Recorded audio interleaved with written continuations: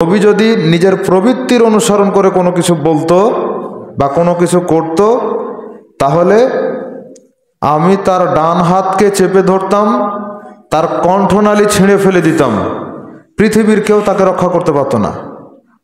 তাহলে যিনি সর্বশ্রেষ্ঠ নবী, সর্বশ্রেষ্ঠ রাসূল,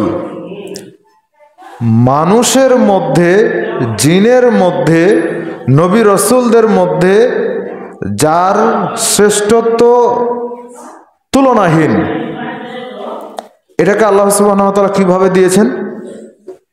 আল্লাহ সুবহানাহু ওয়া তাআলা দিয়েছেন ওয়া ইন্নাকা লাআলা খুলুকিন আযীম, যে আপনার চরিত্র হচ্ছে খুলুকিন আযীম, মহান চরিত্র। মহান চরিত্রের একজন ব্যক্তিকে, সর্বশ্রেষ্ঠ চরিত্রের অধিকারী একজন ব্যক্তিকে আল্লাহ সুবহানাহু ওয়া তাআলা এভাবে বলছেন। তাহলে একজন শ্রেষ্ঠ নবীর ক্ষেত্রে প্রবৃত্তির অনুসরণের ভয়াবহতা যদি এই হয়, তাহলে আমরা সাধারণ মানুষ, আমরা যদি প্রবৃত্তির অনুসরণ করি তাহলে সেটা কতটা ভয়াবহ হতে পারে। আলোচনা যদি আর নাও করি, এতটুকুই যথেষ্ট। প্রতিদিন যদি আপনি 5টা করে গীবত করেন, 5টা নয় 1টা করে যদি গীবত করেন, আপনি 60 বছর বয়স বেঁচেছেন, তার মধ্যে ধরে নিলাম যে 15 বছর বাদ, তারপরেও থাকে 45 বছর থাকে। তো 45 বছর প্রতিদিন 1টা করে যদি গীবত করে থাকেন, আসলে কি 1টা গীবত হয় দিনে? কত যে হয় তার ঠিক নাই। তো ধরে নিলাম 1টা করে গীবত যদি আপনি করে থাকেন, যদি আমি করে থাকি, তাহলে কিয়ামতের দিন আর বাঁচার সুযোগ আছে? সম্মানিত উপস্থিত মুসল্লিবৃন্দ, প্রশংসা আল্লাহ তাআলার জন্য, যিনি আমাদেরকে আজকে জুমার দিন, গুরুত্বপূর্ণ একটি দিন, ফজিলতপূর্ণ দিন, এই দিনে মসজিদে একত্রিত হওয়ার জন্য কবুল করেছেন। এই জন্য আল্লাহ তাআলার শুকরিয়া, আলহামদুলিল্লাহ। সালাত ও সালাম বর্ষিত হোক সর্বশ্রেষ্ঠ নবী, সর্বশ্রেষ্ঠ রাসূল, সর্বোত্তম আদর্শের প্রতীক, যার আদর্শই চূড়ান্ত, যার শাফায়াতের পূর্বে কেউ শাফায়াত করার অধিকার পাবে না, যাকে আল্লাহ সুবহানাহু ওয়া তাআলা আল্লাহর ইচ্ছা অনুযায়ী শাফায়াতের অধিকার দিবেন, অনুমতি দিবেন, সেই নবীর প্রতি সালাত ও সালাম বর্ষিত হোক সাল্লাল্লাহু আলাইহি ওয়াসাল্লাম। নবী সাল্লাল্লাহু আলাইহি ওয়াসাল্লামের পরিবার পরিজন, আহলে বাইত, সাহাবায়ে কেরাম, তাবেঈন, তাবে তাবেঈন, সালাফে সালেহিন, যারা রাসূল সাল্লাল্লাহু আলাইহি ওয়াসাল্লামকে পরিপূর্ণ অনুসরণের জন্য চেষ্টা করেছেন, এখনও যারা পরিপূর্ণ অনুসরণের জন্য চেষ্টা করছেন, আল্লাহ তাআলা সকলের প্রতি দয়া করুন, আমিন। সম্মানিত মুসল্লিবৃন্দ, আজকের সংক্ষিপ্ত সময়ে গুরুত্বপূর্ণ আলোচনার বিষয় হচ্ছে প্রবৃত্তির অনুসরণ বা খেয়াল খুশির অনুসরণের পরিণতি। এ সম্পর্কে পবিত্র কোরআন এবং সহিহ হাদিসের আলোকে গুরুত্বপূর্ণ কিছু কথা বলার জন্য চেষ্টা করব ইনশাআল্লাহ। ওমা তৌফিকি ইল্লা বিল্লাহ। প্রবৃত্তির অনুসরণ, এটা জাহান্নামে যাওয়ার অন্যতম একটি কারণ। যারাই প্রবৃত্তির অনুসরণ করেছে তারাই জাহান্নামীদের অন্তর্ভুক্ত হয়ে গেছে। যারা প্রবৃত্তির অনুসরণ করছে তারা পথভ্রষ্ট হয়ে আছে। ভবিষ্যতেও কেউ যদি প্রবৃত্তির অনুসরণ করে তাহলেও সে পথভ্রষ্ট হবে। তবে যদি মৃত্যুর পূর্বে সে তওবা করে ফিরে আসে, তাহলে এখন যারা প্রবৃত্তির অনুসরণ করার কারণে পথভ্রষ্ট, ভবিষ্যতে কেউ প্রবৃত্তির অনুসরণ করার কারণে যদি পথভ্রষ্ট হয়, তাহলে তওবা করে ফিরে আসলে আল্লাহ তাআলা তার পথভ্রষ্টতা থেকে তাকে সঠিক পথ দান করবেন। কিন্তু কেউ যদি একঘেয়েমি করে, জেদ করে, গোরামি করে, আর নিজের হাওয়া প্রবৃত্তিকে প্রাধান্য দেয়, তাহলে এটা তার জন্য ধ্বংসের কারণ, দুনিয়াতেও ধ্বংস, পরকালেও ধ্বংস। এটাকে রাসূল সাল্লাল্লাহু আলাইহি ওয়াসাল্লাম লজ্জার সাথে অন্তর্ভুক্ত করেছেন। তিরমিজিতে একটি হাদিস রয়েছে, মিশকাতের 1606 নম্বর 8 নম্বর হাদিস, 1608 নম্বর হাদিস। আব্দুল্লাহ ইবনে মাসউদ রাদিয়াল্লাহু তাআলা আনহু বলছেন, রাসূল সাল্লাল্লাহু আলাইহি ওয়াসাল্লাম বলেছেন, ইস্তাহিউ মিনাল্লাহি হাক্কাল হায়া, তোমরা আল্লাহকে লজ্জা করো। সাহাবীরা বলছেন, ইন্না লানাস্তাহি ওয়াল হামদুলিল্লাহ, আল্লাহ রাসূল আমরা তো আল্লাহকে লজ্জা করি। তখন তিনি বলছেন যে ক্বালা লাইসা যাকা, তোমরা যেটাকে লজ্জা মনে করছো সেটা মূলত লজ্জা নয়। তোমরা মনে করছো যে কেউ দেখতে পাচ্ছে না, তাই আল্লাহ দেখছেন, এই জন্য আমি পোশাক পরে আছি যেন আল্লাহকে লজ্জা করতে পারি, এতটুকুই যথেষ্ট নয়। আল্লাহ ফরজ বিধান দিয়েছে তাই মেনে নিয়েছি, এটাই আল্লাহকে লজ্জা করছি, এতটুকুই নয়। ওয়ালাকিন্নাল ইস্তিহইয়াউ মিনাল্লাহি হাক্কাল হায়া, বরং আল্লাহকে হকভাবে, ন্যায্যভাবে, যথাযথভাবে লজ্জা করার অর্থই হচ্ছে আন তাহফাযার রাসা ওয়া মা ওয়াআ, মাথা এবং মাথার সাথে যা কিছু রয়েছে সেগুলোকে নিষিদ্ধ কাজ থেকে বাঁচিয়ে রাখতে হবে। মাথার সাথে রয়েছে ব্রেন, ব্রেনকে নিষিদ্ধ কাজের দিকে মনোযোগী করা, নিষিদ্ধ কাজের প্রতি মনোযোগী করা বা নিষিদ্ধ কাজের চিন্তা ভাবনায় নিয়ে আসা থেকে বাঁচিয়ে রাখতে হবে। মাথার সাথে রয়েছে চোখ, চোখকে নিষিদ্ধ কিছু দেখা থেকে বাঁচিয়ে রাখতে হবে। মাথার সাথে রয়েছে কান, কানকে নিষিদ্ধ কিছু দেখা থেকে বাঁচিয়ে রাখতে হবে।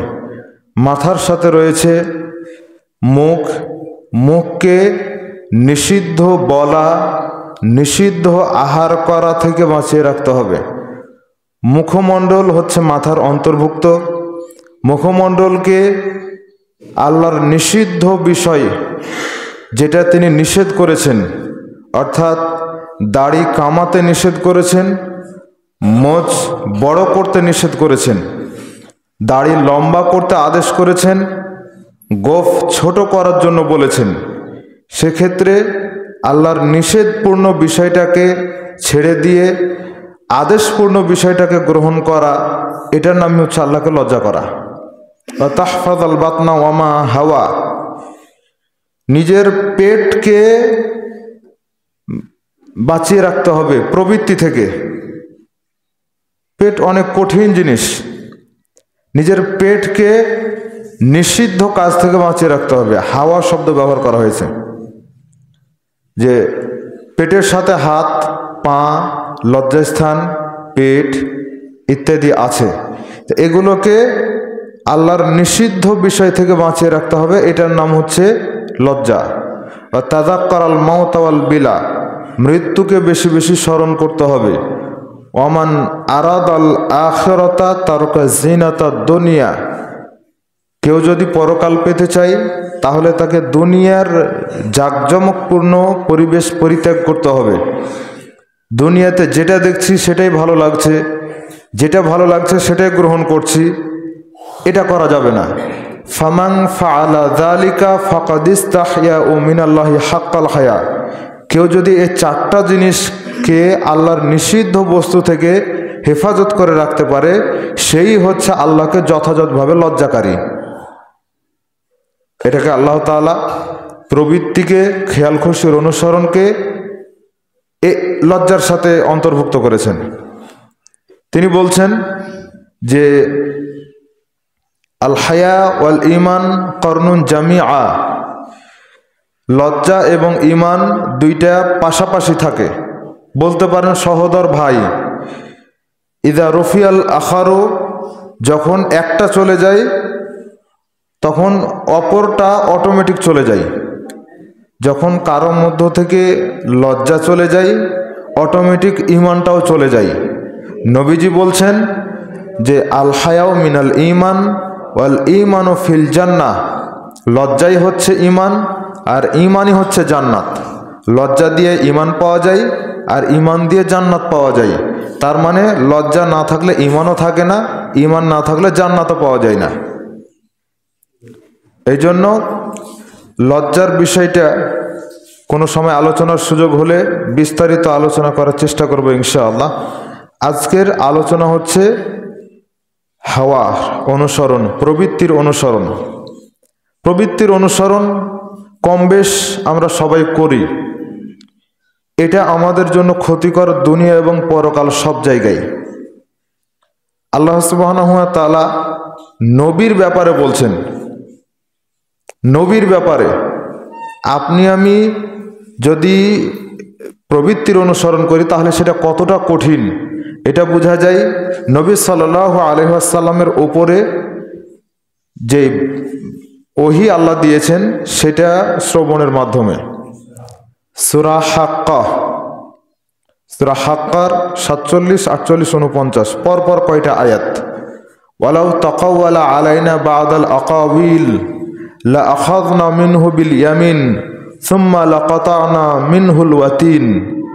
আল্লাহ সুবহানাহু ওয়া তাআলা বলছেন যে আমার নবী যদি প্রবৃত্তির অনুসরণ করে, খেয়াল খুশির অনুসরণ করে কিছু বলতো তাহলে আমি তার ডান হাতটিকে চেপে ধরতাম, এরপরে আমি তার কণ্ঠনালীটাকে ছিঁড়ে ফেলে দিতাম, দেহ থেকে মাথাটাকে আলাদা করে দিতাম, পৃথিবীর কেউ তাকে রক্ষা করতে পারত না।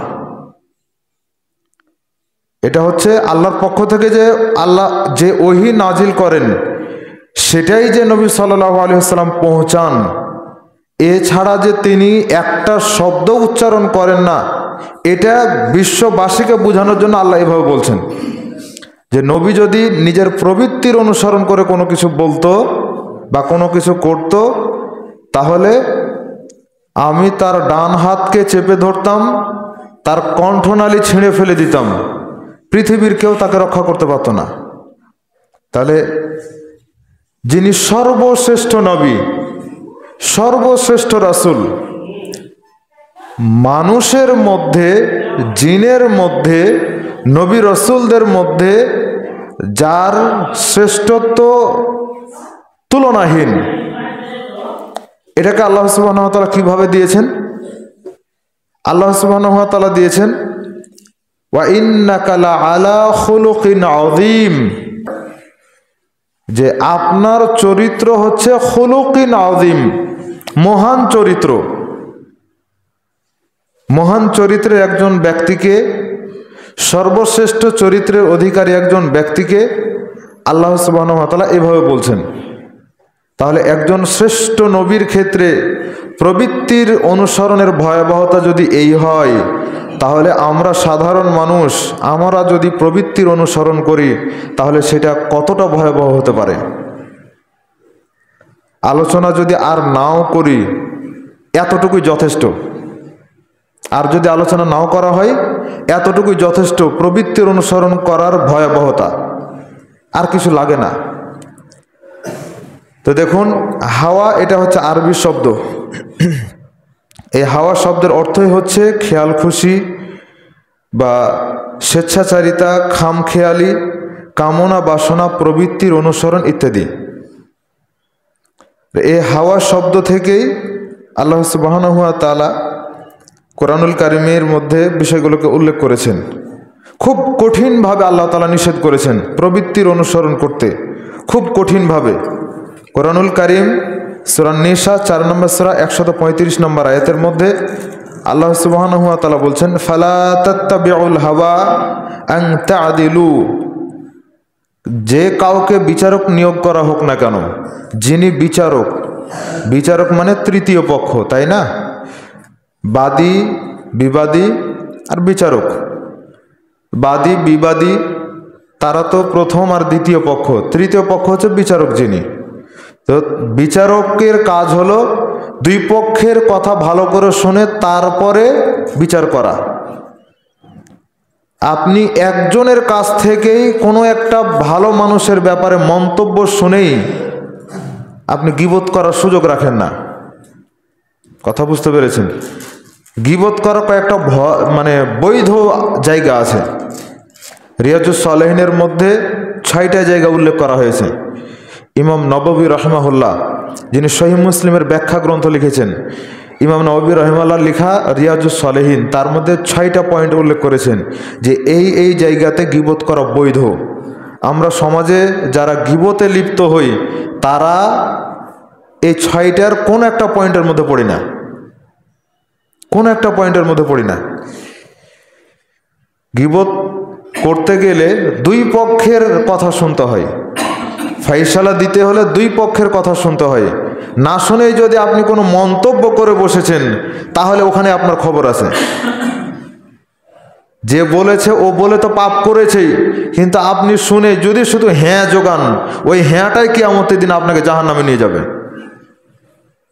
এই জন্য প্রয়োজন নাই কারো কোনো কথা শোনার। গীবত থেকে বেঁচে থাকার জন্য অন্তত নিজের প্রবৃত্তিকে বাঁচিয়ে রাখেন, যে কেউ যদি কারো ব্যাপারে কোনো মন্দ কথা চর্চা করে আমার সামনে, তাহলে অন্য একটা প্রসঙ্গ তুলে আপনি সেটাকে নষ্ট করে ফেলবেন, অথবা বল ভাই আমার কাজ আছে দিয়ে শেষ করে ফেলবেন। গীবত আপনার সামনে চর্চা হচ্ছে আর আপনি মেনে নিচ্ছেন। চুপ করে থাকাও তো মেনে নেওয়া, তা আপনি মেনে নিচ্ছেন মানে খুব কঠিন। এই জন্য এগুলো থেকে বেঁচে থাকতে হবে। আরেকটা জিনিস কি জানেন? গীবতটা হচ্ছে বান্দার সাথে সম্পর্কিত পাপ, এটা আল্লাহর সাথে সম্পর্কিত পাপ নয়। বান্দার সাথে সম্পর্কিত পাপ হচ্ছে গীবত। মানে আমি যদি আপনার গীবত করি তাহলে কিয়ামতের দিন আল্লাহ আমাকে ক্ষমা করবেন না যতক্ষণ পর্যন্ত আপনি ক্ষমা না করছেন। তাহলে এটা কত কঠিন। সালাত আল্লাহর সাথে সম্পর্কিত পাপ, সিয়াম আল্লাহর সাথে সম্পর্কিত পাপ, জাকাত হজ আল্লাহর সাথে সম্পর্কিত পাপ। মানে এগুলো না আদায় করা, এগুলো না আদায় করা আল্লাহর সাথে সম্পর্কিত পাপ। আল্লাহর কাছে ক্ষমা চাইব, তওবা করব, আল্লাহ ক্ষমা করবেন। কিন্তু গীবত, যেটাকে আমরা খুব ছোটভাবে দেখি, এই গীবতের পাপটা এত কঠিন, এত বড়। রাসূল সাল্লাল্লাহু আলাইহি ওয়াসাল্লাম আয়েশা রাদিয়াল্লাহু তাআলা আনহাকে বলছেন, আয়েশা রাদিয়াল্লাহু তাআলা আনহা বলছেন যে সফিয়া বিনতে হুয়াই, যিনি ইহুদি এক বাদশার মেয়ে, তো যুদ্ধ বিজয় লাভ করার পর রাসূল সাল্লাল্লাহু আলাইহি ওয়াসাল্লাম তাকে বিবাহ করেছেন। তো দেখা গেছে যে ইহুদির মেয়ে, এই কথা বলে আল্লাহ রাসূলের অনেক স্ত্রীরা টিটকারি মশকারি করত। আল্লাহ ক্ষমা করুন আমাদেরকে যদি ভাষায় ত্রুটি হয় তাহলে। তো রাসূল সাল্লাল্লাহু আলাইহি ওয়াসাল্লাম বিষয়টাকে নিষেধ করতেন। আবার তিনি সান্ত্বনা দিয়েছেন যে তুমি বলো যে আমার বাপ নবী, মানে তিনি হচ্ছেন ইসহাক বংশের, বুঝতে পেরেছেন? তিনি হচ্ছেন ইসহাক বংশের। আমরা তো বানু ইসমাইল আর উনি হচ্ছেন বানু ইসরাইল। মানে ইসহাক আলাইহিসসালামের পরে ইয়াকুব আলাইহিসসালাম, তারপর ইউসুফ আলাইহিসসালাম, এভাবে মুসা আলাইহিসসালাম। তাহলে উনি ইহুদি বংশের হলে কি হবে? বলতে হবে যে ওনার পিতা নবী, তাহলে আর কিছু থাকে না। আল্লাহ রাসূল গীবত ঠেকাচ্ছেন। আবার আয়েশা রাদিয়াল্লাহু তাআলা আনহা বলছেন যে সফিয়া এ তো বাঁঠা মানুষ, এভাবে বুঝাচ্ছে এ তো বাঁঠা মানুষ। তো এটা কি খুব কঠিন? আপনার কাছে তো এটা খুবই সহজ। তো রাসূল সাল্লাল্লাহু আলাইহি ওয়াসাল্লাম বলছেন যে তুমি এমন একটা শব্দ প্রয়োগ করেছো যে এই শব্দটাকে যদি একটা সাগরের মধ্যে ফেলে দেওয়া হয়, গোটা সাগরের পানিটার কালার পরিবর্তন হয়ে যাবে। তাহলে গীবত কত কঠিন আপনি কি বুঝতে পারছেন? গীবতকে আল্লাহ সুবহানাহু ওয়া তাআলা, স্বয়ং আল্লাহ তাআলা মৃত নিজের মরা ভাইয়ের গোশত ছিঁড়ে ছিঁড়ে খাওয়ার যে গুনাহ, ওই গুনার সাথে তুলনা করেছেন। কত কঠিন। জীবিত মানুষের কি গোশত খাওয়া যায়? যায় না। আচ্ছা, যেই প্রাণীর গোশত খাওয়া যায় সেটা মারা গেলে তো খাওয়া যায় না। ওইটা মারা গেলে খাওয়া যায় না। আর মানুষ, এটা তো তুলনায় করা যায় না। সেখানে মানুষটা মারা গেছে, তাও আবার নিজের ভাই, নিজের রক্তের ভাই, ওই ভাইটার গোস্ত মাংস ছিঁড়ে ছিঁড়ে খাচ্ছি, এটা কতখানি বড় অপরাধ হতে পারে? এই অপরাধের সাথে তুলনা করা হয়েছে গীবতকে। তাহলে কত কঠিন গুনাহ। আর এটা বান্দার সাথে সম্পর্কিত পাপ। আপনি চিন্তা করে দেখেন যে একবার যদি আপনি গীবত করেন আর ওই লোক যদি আপনার ক্ষমা না করে, তাহলে কিয়ামতের দিন বাঁচার উপায় নাই। সেদিন নেকি দিয়ে পরিশোধ করতে হবে। সেদিন তো টাকা থাকবে না, সেদিন বাংলাদেশি টাকাও থাকবে না, ইন্ডিয়ান রুপি থাকবে না, সৌদির রিয়ালও থাকবে না, কিচ্ছু না, কোনো বিনিময় থাকবে না। তখন পাপ আর নেকি দিয়ে বিনিময় করা হবে। আপনি যদি গীবত করে থাকেন আরেক মুসলিম ভাইয়ের, তখন বলা হবে যে তোমার নেকিগুলো ওকে দিয়ে দাও। এখন নেকি দিয়ে আপনি পরিশোধ করছেন, নেকি দিয়ে পরিশোধ করছেন, আপনার নেকি শেষ, এখনো পরিশোধ হয়নি। তখন ওর গুনাহগুলো এখন আপনাকে নিতে হবে, দিয়ে আপনাকে জাহান্নামে যেতে হবে। খুব ভালো কাজ হলো। প্রতিদিন যদি আপনি 5টা করে গীবত করেন, 5টা নয়, 1টা করে যদি গীবত করেন, তা আপনি 60 বছর বয়স বেঁচেছেন, তার মধ্যে ধরে নিলাম যে 15 বছর বাদ, তারপরেও থাকে 45 বছর থাকে। তো 45 বছর প্রতিদিন 1টা করে যদি গীবত করে থাকেন, আসলে কি 1টা গীবত হয় দিনে? কত যে হয় তার ঠিক নাই। তো ধরে নিলাম 1টা করে গীবত যদি আপনি করে থাকেন, যদি আমি করে থাকি, তাহলে কিয়ামতের দিন আর বাঁচার সুযোগ আছে? হালকা পাপ, তাই না? দেখতে মনে হচ্ছে হালকা জিনিস, কিন্তু এর ভয়াবহতা কত কঠিন। মানুষ প্রবৃত্তির অনুসরণ করলে এগুলো করতে পারে। সম্মানিত উপস্থিতি, তাই আল্লাহ সুবহানাহু ওয়া তাআলা বলছেন যে ফালা তাত্তাবিউল হাওয়া আন তা'দিলু, যে যদি বিচারক নিয়োগ করা হয় খেয়াল খুশি মতো বিচার করিও না। ওই গীবত করাটাও একটা ওই বিচারের মধ্যেই যেন পড়ে যায়, যে দুই পক্ষ কি করেছে না করেছে আমি এক পক্ষের শুনলাম, শুনে একটা মন্তব্য করে দিলাম, উল্টা পাল্টা একটা মন্তব্য করে দিলাম। ঠিকই তো, ওর বাপই তো খারাপ, তাহলে ও কেমন করে ভালো হবে? এই যে শব্দগুলো প্রয়োগ করি, যে ওর স্বভাবই তো খারাপ, ও সারা জীবন তো খারাপ কাজ করেছে, তাহলে ভালো কাজ ওর গায়ে শ্যুট করবে কেমন করে, ইত্যাদি ইত্যাদি কথা। তারপরে আল্লাহ সুবহানাহু ওয়া তাআলা দাউদ আলাইহিস সালামের বিষয়ে বলছেন, সূরা সদ 38 নম্বর সূরা 26 নম্বর আয়াত, ইয়া দাউদ ইন্না জাআলনাকা খলিফাতান ফিল আরদ ফাহকুম বাইনান নাসি বিল হক ওয়া লা তাত্তাবিউল হাওয়া ফায়ুদিল্লাকা আন সাবিলিল্লাহ। আল্লাহ বলছেন যে হে দাউদ, আমি তোমাকে জমিনে আমার খলিফা বানালাম। আল্লাহ দাউদ আলাইহিস সালামকে খলিফা বানিয়েছিলেন। দাউদ এবং সুলাইমান এই দুইজনকে আল্লাহ সুবহানাহু ওয়া তাআলা রাজত্ব দিয়েছিলেন। আল্লাহ বলছেন যে আমি তোমাকে আমার খলিফা বানালাম, অতএব তুমি মানুষের মধ্যে ন্যায় বিচার করো, খেয়াল খুশির অনুসরণ করিও না। শুধু বিচারের ক্ষেত্রে নয়, কোনো ক্ষেত্রে খেয়াল খুশির অনুসরণ চলবে না। ধর্মীয় ক্ষেত্রেও চলবে না, দুনিয়াবি ক্ষেত্রেও চলবে না। আপনি বলবেন যে আমি করলাম তো আপনার কি, আমাদের কিছুই না। কিন্তু একটা জিনিস কি জানেন, মানুষ বলে যে এইটা পড়ে আছে ওইটা পড়ে আছে, আর সুন্নাত নফল মুস্তাহাব লিয়ে টানাটানি করছে। তা আমরা কি কোনো বেনামাজিকে শোনাতে যাই এগুলো? আপনারা যারা জুমা পড়তে আসছেন, অন্তত দেখে হলেও তো এই বিশ্বাসটা করি যে আপনারা 5 ওয়াক্ত সালাত আদায় করেন। তো অন্তত বেনামাজিদের চাইতে আপনারা আমার কাছের মানুষ। তা আমি তো কাছের মানুষগুলোকেই বলছি। আমি যে এত কথা বলছি, খতিব যে এত কথা বলে, এটা তো কাছের মানুষ ভেবেই বলে। আমি কি কোনো বেনামাজিকে গিয়ে এগুলো বলতে পারবো? ওর জন্য আগে কোনটা দরকার, সালাতের বিষয়, তাকে সেটাই বলবো। কিন্তু যারা কাছের মানুষ তাদেরকেই তো একটু ধমক দেওয়া যায়, একটু আদর করা যায় বেশি, বা একটু সংশোধনীমূলক কথা বেশি বলা যায়। তো বিষয়গুলো মাথায় রাখার জন্য চেষ্টা করবেন ইনশাআল্লাহ। সম্মানিত উপস্থিতি, শাদ্দাদ ইবনে আউস রাদিয়াল্লাহু তাআলা আনহু বলছেন যে রাসূল সাল্লাল্লাহু আলাইহি ওয়াসাল্লাম বলেছেন, আল আজিজু মান আতবা নাফসাহু হাওয়াহা, মূর্খ অক্ষম সেই ব্যক্তি যে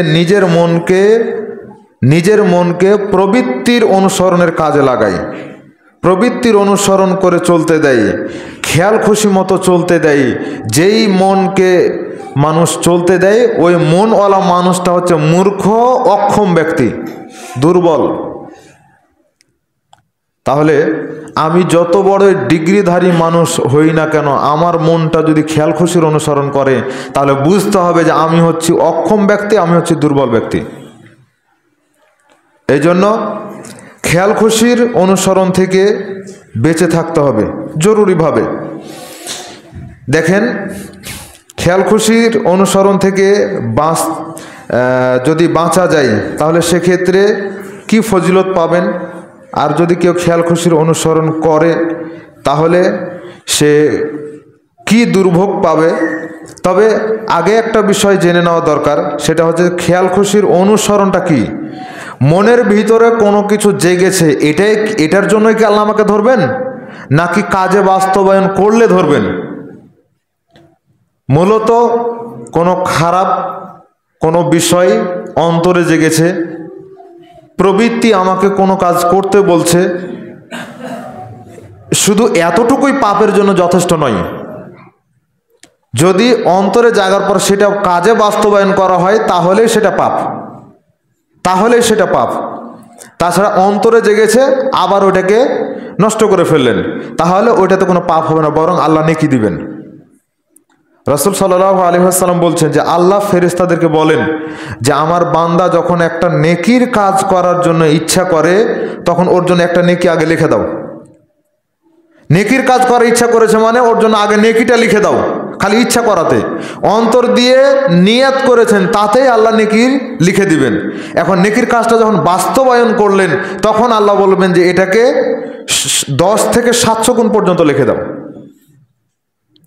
খালি পরিকল্পনা করার কারণে একটা নেকি, আর যখন কাজে বাস্তবায়ন হলো তখন 10 থেকে 700 গুণ পর্যন্ত এটা নেকি বাড়বে। আর যখন কোনো একটা মন্দ কাজ, খারাপ কাজ বা পাপের কাজ করার জন্য ইচ্ছা পোষণ করছেন, অন্তরে শুধু নিয়েছেন, হতে পারে সেটা অপচয়, হতে পারে সেটা জিনা ব্যভিচার, হতে পারে সেটা যে কোনো ধরনের অশ্লীল বা কোনো কিছু পাপের কাজ, খালি মনে ধারণা নিয়েছেন, আল্লাহ বলবেন ফেরেশতারা থামো, এখানে লিখতে হবে না, তুমি আগে অপেক্ষা করো, দেখো না ও এটা ছাড়ে কি না। যদি ছেড়ে দেয় তাহলে নেকি, যদি পাপের কাজটা ছেড়ে দেয় তাহলে ওর জন্য নেকি লিখে দাও, আর যদি পাপের কাজটা করে বসে তাহলে মাত্র একটাই গুনাহ লেখো। এটা আল্লাহর একটা ইহসান, দয়া, যে আল্লাহ নেকির জায়গাতে 10 থেকে 700 গুণ পর্যন্ত লিখে দিচ্ছেন আর পাপের জায়গাতে মাত্র একটা পাপ লিখছেন। বুঝতে পেরেছেন আল্লাহ কি দয়া করেছেন? সম্মানিত উপস্থিতি, তো শুধু অন্তরে পরিকল্পনা করলেই সেটাতে পাপ আল্লাহ লিখবেন না, কিন্তু যখন মানুষ ওই কাজটা বাস্তবায়ন করবে, কাজটা করতে শুরু করে দিবে, তখন ওটাতে পাপ কাজ লিখা হবে, পাপ লিখা হবে। কোন একটা মেয়ে ওর মনে চাচ্ছে যে আমার বান্ধবীরা যেই রকমভাবে ফ্যাশন বোরখা পরে, যেই রকমভাবে সাজুগুজু করে স্কুল কলেজে যাওয়া আসা করে, আমিও একটু করি। এই যে মনে পরিকল্পনা করেছে, পাপ এখানেই নয়, যখন সে ওটা শুরু করে দিবে তখনই পাপ হবে, আর যদি বিরত থাকে তাহলে নেকি হবে। এই হলো বিষয়। দেখেন, আবু হুরায়রা রাদিয়াল্লাহু তাআলা আনহু বলছেন যে রাসূল সাল্লাল্লাহু আলাইহি ওয়াসাল্লাম বলেছেন, কুতিবা আলা ইবনে আদামা নাসিবাহু মিনাজ জিনা, প্রত্যেক আদম সন্তানের তাকদীরে জিনার একটা অংশ আল্লাহ লিখে রেখেছেন। ও এটার একটা অংশ পাবেই পাবে, আমি হলেও পাবো, আপনি হলেও পাবেন। পৃথিবীর যত বড়ই পরহেজগার মানুষ হোক না কেন, নবী রাসূলের হিসাব ভিন্ন, তাদের জন্য যদি লেখা হয়ও তবুও আল্লাহ তাদেরকে ক্ষমা করে দিয়েছেন। কারণ নবীদেরকে আল্লাহ সুবহানাহু ওয়া তাআলা ওভাবেই সৃষ্টি করেছেন, নবুয়াতের পরে তারা যেমন মাসুম বেগুনা, তারা যেমন ন্যায়পরায়ণতার বিরোধী হতে পারে না, সত্যবাদীর বিরোধী হতে পারে না, মিথ্যাবাদী হতে পারে না, ন্যায়পরায়ণের বিপরীত হতে পারে না, ঠিক তেমনইভাবে নবুয়তের পূর্বেও তারা ন্যায়পরায়ণের বিপরীত হতে পারে না, সত্যবাদীর বিপরীত হতে পারে না। এই জন্য আল্লাহ সুবহানাহু ওয়া তাআলা তাদেরকে এই সিস্টেমেই দিয়ে দিয়েছেন যে যারা আইডল হবে তাদের জন্য যদি আমাদের সাধারণ মানুষদের মতো হয় কিছু, তাহলে তো এটা মানাই না। এই জন্য আল্লাহ সিস্টেম করে দিয়েছেন। তো রাসূল সাল্লাল্লাহু আলাইহি ওয়াসাল্লাম যেহেতু বলেছেন যে প্রত্যেক আদম সন্তান, তাহলে আমরা এত বেশি চিন্তা না করে সাধারণভাবে একটা ধারণা নেই যে প্রত্যেক আদম সন্তানের তাকদিরে আল্লাহ তাআলা লিখে রেখেছেন যে ও জেনার একটা পাপ পাবেই পাবে। আমরা শুধু মনে করি যে আপনার কষ্ট নিয়েন না, জুমার খুতবা তারপরে বুঝানোর জন্য বলতে হচ্ছে, যেন আপনারা বুঝতে পারেন এই জন্য বলছি। মানুষ মনে করে, অনেক মানুষ, যে একটা পুরুষ যদি একটা অবৈধ নারীর সাথে, অবৈধ মানে তার জন্য যেটা বৈধ নয়, সে যার স্বামী নয়, তার যে নারীটা তার স্ত্রী নয়, ওই নারীর সাথে যদি বিছানায় শয় তাহলেই শুধু জেনা হয়, তাছাড়া হয় না। মানুষ এটা ধারণা করে।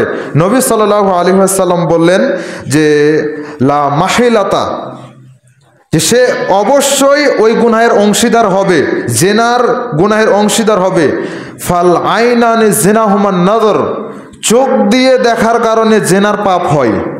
চোখ দিয়ে যদি জেনার কোনো কিছু দেখে, অশ্লীল নারীকে দেখে, অশ্লীল ভিডিও দেখে, পর্নোগ্রাফি দেখে, বা অশ্লীল সিনেমা দেখে, নাটক দেখে, ইত্যাদি ইত্যাদি যত ধরনের অশ্লীলতা রয়েছে যদি দেখে, তাহলে অবশ্যই জেনার গুনাহ হবে। এমনকি যেই চাচি আপনাকে কোলে পিঠে করে মানুষ করেছে, আপনি সাবালক হওয়ার পরে যদি ওই চাচির দিকে খারাপ নজরে দেখেন, তাহলে অবশ্যই সেটা জেনার গুনাহ হবে। যদিও উনি আপনাকে কোলে পিঠে করেই মানুষ করেছে, তখন ওইটা উপযুক্ত ছিল, কিন্তু আপনি যখন সাবালক হয়ে গেছেন তখন আর এটা আপনার জন্য উপযুক্ত নয় যে আপনি আপনার ওই চাচির দিকে তাকাবেন। ও আপনার গায়ের মাহরাম নারী। আপনার চাচা যদি তাকে ছেড়ে দেয়, আপনার জন্য বিবাহ বৈধ, তাহলে একে অপরের সাথে অবশ্যই পর্দা থাকতে হবে। যখন আপনি উপযুক্ত ছিলেন না, আপনি শিশু, তখন ঠিক ছিল। ঠিক যদি এমন হতো যে আপনার চাচি আপনাকে আপনার 2 বছর বয়সের মধ্যে 5 বার দুধ পান করিয়ে দিয়েছে, তার নিজের বুকের দুধ পান করিয়ে দিয়ে, তাহলে দুধ মার সম্পর্ক হয়ে যেত, তখন আর কোনো সমস্যা হতো না পর্দার দিক দিয়ে। নিজের মায়ের সাথে যেমন সাধারণভাবে রক্তের সম্পর্ক হয়ে যায়, ঠিক তেমনইভাবে ওইটা দুধ সম্পর্ক, তখন ওটার ক্ষেত্রে পর্দার বিষয়ে এত জরুরিয়াত থাকে না। রাসূল সাল্লাল্লাহু আলাইহি ওয়াসাল্লাম বললেন ওয়াল উযুনানি জিনাহুমাল ইস্তিমা, কান দিয়ে কোনো কিছু শোনা, অশ্লীল কোনো কিছু শোনা, এটা হচ্ছে জেনার একটা অংশ। চোখ দিয়ে খারাপ জিনিস দেখলে যেমন পাপ হয়, জেনার পাপ হয়। কান দিয়ে জেনার কোনো কিছু শুনলে, অশ্লীল গান, বাদ্যযন্ত্রওয়ালা অশ্লীল গান, এমনিতে অশ্লীল গান বা বাদ্যযন্ত্রওয়ালা গান শুনলেও পাপ হবে, কিন্তু যদি অশ্লীল হয় যেটা জেনার দিকে নিয়ে যায়, তাহলে সেটা অবশ্যই জেনার অন্তর্ভুক্ত, জেনার পাপ যেটা আপনি শুনছেন। আর লিসান ও জিনাহুমাল কালাম, মুখ দিয়ে যদি জেনার কোনো কিছু উচ্চারণ করে তাহলে সেটা পাপ। জেনার পাপের একটা অংশ হিসাবে আমল নামায় লেখা হবে। এখন মনে করেন যে রোগী গেছে ডাক্তারের কাছে তাদের সমস্যা নিয়ে, স্বামী স্ত্রীর পার্সোনাল সমস্যা, তাহলে সেক্ষেত্রে ও যদি বলে ডাক্তারকে, তাও কি গুনাহ হবে? না, ওটা সমাধানের জন্য। আর এটা হচ্ছে প্রবৃত্তির অনুসরণ করে একে অপরের সাথে হাসি মজা করা, যে আজকে রাত্রে এইভাবে হয়েছে, লা হাওলা ওয়ালা কুওয়াতা ইল্লা বিল্লাহ, এগুলো যদি একে অপরের সাথে শেয়ার করে, মনে করেন যে স্ত্রী তার বান্ধবীদের সাথে বলছে আর স্বামী তার বন্ধুদের কাছে বলছে, অবশ্যই জেনা। মুখ দিয়ে বলছে মানে জেনার পাপ হচ্ছে। যদিও সে ওই কাজটা করেছে নিজের স্ত্রীর সাথে যে কাজটা করেছে ওটা ঠিক ছিল, কিন্তু বন্ধু বান্ধবের সাথে শেয়ার করছে, ওটা পাপ। কথা বুঝতে পেরেছেন? এরপরে ওয়াল ইয়াদু জিনাহুমাল বাতশু, হাত দিয়ে ধরলে জেনার পাপ হয়। ওয়ার রিজলু জিনাহুমাল খুত, পা দিয়ে ওই পথে চললে জেনার পাপ হয়। এটা রাসূল সাল্লাল্লাহু আলাইহি সাল্লাম বলছেন। তারপর ওয়াল কলবু ইয়াহওয়া ওয়া ইয়াতামান্না, আর অন্তর দিয়ে পরিকল্পনা করলে ওটাতেও জেনার পাপ হয়ে যায়। জেনার পরিকল্পনা যদি আসে তাহলে সেটাতে অন্তর দিয়ে পরিকল্পনা করার কারণে এটা অন্তরে পাপ হয়। ওয়া ইউসাদ্দিকু যালিকাল ফারজু ওয়া ইউকাযযিবুহু, আর জেনা ডাইরেক্ট জেনা তখনই প্রমাণিত হবে যখন লজ্জাস্থান ব্যবহার করা হবে। লজ্জাস্থান যখন ব্যবহার করা হবে তখন প্রমাণিত হবে। লজ্জাস্থান হচ্ছে জেনা, মানে একেবারে ফিজিক্যাল অরিজিনাল জেনা প্রমাণের জন্য যে ইউসাদ্দিকু ওয়া ইউকাযযিবুহু হয়, এই লজ্জাস্থানই প্রমাণ করে দিবে যে আসলেই অরিজিনাল জেনা হয়েছে কিনা, সত্য জেনা হয়েছে কিনা, আর লজ্জাস্থানই প্রমাণ করে দিবে যে না আসলে জেনা হয়নি, মিথ্যা কথা বলছে, ইত্যাদি ইত্যাদি। এ হাদিস রয়েছে সহিহ মুসলিমের মধ্যে 2657 নম্বর হাদিস, মেশকাতের 86 নম্বর হাদিস। তাহলে হাওয়া প্রবৃত্তির অনুসরণ, এই যে কয়েকটা পয়েন্ট এখানে চলে আসলো, চোখ দিয়ে দেখলে জেনার পাপ হয়, কান দিয়ে শুনলে জেনার পাপ হয়, মুখ দিয়ে বললে জেনার পাপ হয়, হাত দিয়ে ধরলে জেনার পাপ হয়, পা দিয়ে ওই রাস্তায় চললে জেনার পাপ হয়, অন্তর দিয়ে পরিকল্পনা করলেও জেনার কাছাকাছি চলে যায়। যার কারণে আল্লাহ বলেছেন ওয়ালা তাকরাবুজ জেনা, খবরদার জেনার কাছে যাও না। একটা মানুষ কি খুব সহজে জেনা করার সুযোগ পায়?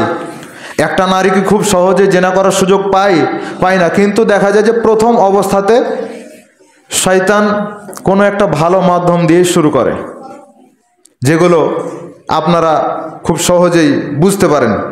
তবে সময় শেষ, আমরা খেয়াল খুশির অনুসরণের পয়েন্ট, কি কারণে মানুষ খেয়াল খুশির অনুসরণ করে, এটার একেবারে গোড়া পর্তন থেকে শুরু করব পরবর্তী খুতবাগুলোতে ইনশাআল্লাহ, যাতে করে আমাদের খেয়াল খুশির অনুসরণ থেকে বিরত থাকা সহজ হয়। আল্লাহ সুবহানাহু ওয়া তাআলা আমাদেরকে খেয়াল খুশির অনুসরণ থেকে বাঁচিয়ে রাখুন, আমিন। বারাকাল্লাহু লানা ওয়া লাকুম ফিল কোরআনিল আযীম।